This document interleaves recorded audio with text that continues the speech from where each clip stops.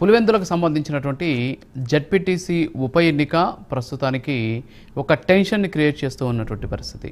ఎందుకంటే అక్కడ జరుగుతూ ఉన్నటువంటి జెడ్పీటీసీ ఏదైతే బై ఎలక్షన్ ఉందో ఈ బై ఎలక్షన్కి సంబంధించి అటు కూటమి కావచ్చు, అలాగే వైఎస్ఆర్ కాంగ్రెస్ పార్టీ రెండు కూడా చాలా ప్రతిష్టాత్మకంగా తీసుకున్నటువంటి సిచ్యువేషన్ కనిపిస్తుంది.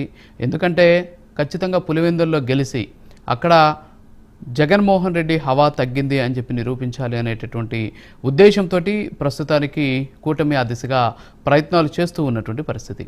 అయితే వాస్తవంగా కూటమికి అక్కడ అభ్యర్థి గెలిచినంత మాత్రాన, అక్కడ జెడ్పీటీసీ స్థానాన్ని కైవసం చేసుకున్నంత మాత్రాన ఒరిగేదేంటి అనేటటువంటి అంశం మీద అయితే సర్వత్రా చర్చ నడుస్తూ ఉన్నటువంటి సిచ్యువేషన్. ఎందుకంటే ప్రస్తుతం జెడ్పీటీసీ ఎన్నికలు జరుగుతూ ఉన్నటువంటి నేపథ్యంలో, అంటే ఉప ఎన్నిక జరుగుతూ ఉన్నటువంటి నేపథ్యంలో అక్కడ ఒక టెన్షన్ వాతావరణం క్రియేట్ చేస్తుంది. ఎందుకంటే అక్కడ వైఎస్ఆర్ కాంగ్రెస్ పార్టీకి సంబంధించినటువంటి ఎమ్మెల్సీ మీద అటాక్ జరిగింది అని చెప్పేసి నిన్న వాళ్ళు ఫిర్యాదు చేయడం జరిగింది. అంతేకాకుండా దానికి సంబంధించినటువంటి కొన్ని ఫొటోస్, విజువల్స్ అన్ని కూడా బయటకు వచ్చినటువంటి సిచ్యువేషన్. పులివెందులలో తెలుగుదేశం పార్టీ అధికారాన్ని అడ్డం పెట్టుకొని భారీ ఎత్తున అక్రమాలకు పాల్పడుతుంది, దౌర్జన్య కాండను కొనసాగిస్తోంది అని చెప్పేసి కూడా చెబుతూ ఉన్నటువంటి పరిస్థితి. అయితే ఇవన్నీ కూడా చూస్తూ ఉంటే గతంలో, అంటే వైఎస్ఆర్ కాంగ్రెస్ పార్టీ అధికారంలో ఉన్నటువంటి సందర్భంలో జరిగినటువంటి పంచాయతీ అలాగే స్థానిక సంస్థల ఎన్నికలకు సంబంధించినటువంటి పనితీరు కావచ్చు, ఆ ఎన్నికలు జరిగినటువంటి తీరును కూడా అందరం చూసినటువంటి పరిస్థితి ఉంది. అయితే అప్పట్లో కూడా ఇలాంటి సిచ్యువేషనే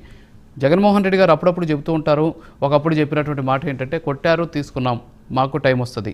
సో ఇప్పుడు ఆ టైం కూటమికి వచ్చిందేమో అనిపిస్తుంది. ఎందుకంటే ఇప్పుడు పులివెందులో జరుగుతూ ఉన్నటువంటి పరిణామాలు చూస్తుంటే అలాగే కనిపిస్తూ ఉన్నటువంటి పరిస్థితి. అయితే తెలుగుదేశం పార్టీకి సంబంధించినటువంటి నాయకుల వర్షన్ అయితే మాత్రం వేరేలాగుంది. ఏంటంటే పోలీసులు ఇచ్చినటువంటి ఏదైతే అనుమతులు ఉంటాయో, అనుమతులు ఇచ్చినటువంటి ప్రాంతాలకు కాకుండా, ఆ గ్రామాలకు కాకుండా టీడీపీ ప్రచారం చేస్తున్నటువంటి గ్రామాల వైపు వెళ్ళేటటువంటి ప్రయత్నం చేయడం వల్లే స్థానికంగా ఉన్నటువంటి ఎమోషన్స్ రెచ్చిపోయి దాడి జరిగింది. ఇందులో ఎవరి పాత్ర కానీ ప్రమేయం కానీ లేదు, స్థానిక రాజకీయాల నేపథ్యంలోని దాడి జరిగి ఉండవచ్చు అని చెప్పేసి కూడా వాళ్ళు చెబుతూ ఉన్నటువంటి సిచ్యువేషన్. అయితే ఏదైనప్పటికి కూడా ప్రస్తుతం పులివెందులలో ఎట్టి పరిస్థితుల్లో అయినా సరే గెలవాల్సిందే, గెలిచి తీరాల్సిందే అని చెప్పేసి కూటమి సర్కార్ అయితే ప్రయత్నాలు చేస్తూ ఉన్నటువంటి పరిస్థితి.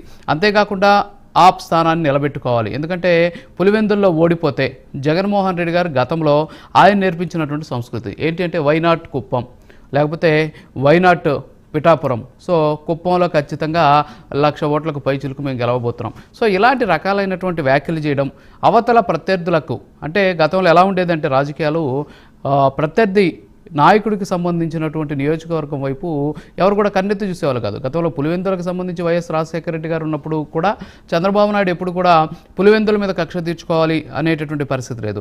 అలాగే రాజశేఖర రెడ్డి గారు ముఖ్యమంత్రిగా ఉన్నప్పుడు కుప్పంలో కక్ష తీర్చుకోవాలి, కుప్పంలో చంద్రబాబు నాయుడిని అనగదొక్కాలి, అధికారాన్ని అడ్డం పెట్టుకొని అనేటటువంటి పరిస్థితి కూడా ఇప్పుడు లేనటువంటి పరిస్థితి. అయితే జగన్మోహన్ రెడ్డి గారు ఎప్పుడైతే అధికారంలోకి వచ్చారో అప్పుడు కుప్పంతో సహా అన్ని నియోజకవర్గాలని సొంతం చేసుకోవాలి, కుప్పంలో ఉన్నటువంటి స్థానిక సంస్థలన్నింటినీ కూడా కైవసం చేసుకోవాలి, అక్కడ చంద్రబాబు నాయుడు ఉనికే లేకుండా చేయాలి అని చెప్పేసి ఒక కొత్త పొలిటికల్ ట్రెండ్కి ఆయన క్రియేట్ చేసినటువంటి పరిస్థితి. ఇప్పుడు ఆ పొలిటికల్ ట్రెండే జగన్మోహన్ రెడ్డి కావచ్చు, వైఎస్ఆర్ కాంగ్రెస్ పార్టీకి ఆశనిపాతంగా మారినటువంటి సిచ్యువేషన్ ఉంది. సో దీని మీద మనం ఇప్పుడు డిబేట్ చేద్దాం. సో ఈ హాట్ టాపిక్లో మనతోటి జనసేన రాష్ట్ర అధికార ప్రతినిధి రాయపాటి అరుణ్ గారు, అలాగే వైఎస్ఆర్ కాంగ్రెస్ పార్టీ రాష్ట్ర కార్యదర్శి ఎల్ఎం మోహన్ రెడ్డి గారు, టీడీపీ రాష్ట్ర అధికార